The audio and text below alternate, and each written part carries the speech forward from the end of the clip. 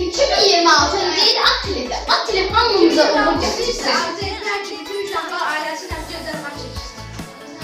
2026 yılda bütün aileler xoşbəxt. 2026 yılda arzu edilen ki müharebe olmasın. Yeni il hər günündə xoşbəxtlik və ruzi gətirsin. Bu yeni yılda daimi sülh olur. Yeni yıl herkese dışarıda olsun. İnşallah yeni yıla herkes müsbət xəbərlərlə girer. 2026 kədərsiz olur. Yeni yılda uşaqlar ağlamaz. 2026 herkese uğur gətirir. Ay uşaqlar, mən də sizin hər birinizi təbrik edirəm. Biz müəllim öz şagirdlərinə nə arzulayaq? İlk növbədə can sağlığı arzulayaq hər birinizə.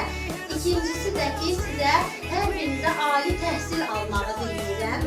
İnşallah ki, həyatda o qədər uğurlarınız olsun ki, biz də baxaq öz şagirdlərimizlə həmişə fəxr edək. Təkcə 2026-cı il deyil, bundan sonra gələn bütün növbəti yeni illəriniz həmişə uğurla keçsin, xoşbəxtliklə keçsin. Təbii ki, həyatın enişləri, yoxuşları çoxdur. Bu enişli, yoxuşlu həyatda həmişə arzulayıram ki, sizə əzmlə keçəsiniz, həmin çətinlikləri, həmişə möhkəm olasınız, səbirli olasınız, həmişə xoşbəxt olasınız. Yeni iliniz mübarək.